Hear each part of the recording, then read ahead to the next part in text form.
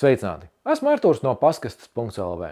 Strādājot ar paskastēm jau daudzus gadus, viens no būtiskiem elementiem, kas, manuprāt, ir jāņem vērā iegādājoties savējo bloku, savējo paskasti, būtu skatīties, kā ir apstrādāts metāls pirms tā krāsošanas. Ja jūs iegādājaties paskasti, kas nav nerūsējoši tērauda, bet, teiksim, no parasta metāla, tad svarīgi būtu skatīties, vai starp metālu un krāsu ir kaut kāds papildus slānis, kas aizsargā metālu pret rūsēšanu.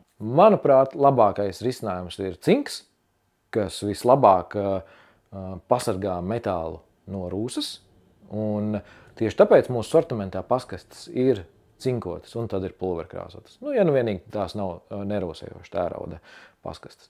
Pat mūsu iekštelpu sekciju bloki ir cinkoti un tad pulverkrāsot, jo arī iekštelpās, kāpņu telpās, ja arī nav lietus sniega iedarbība un tiešais slapjums nekas nekrīt virsū, tad tomēr ir telpās diezgan bieži ļoti ievērojams mitrums. Vai tur nevēdinās, kā vajag kaut kas, vai ēnas pusē un nevēdinās, un vēl vis kaut kādi citādi elementi.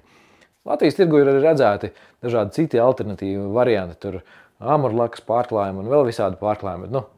Skatāmies paši, kas jums šķiet labāks savas paskastes mūža pagarināšanai.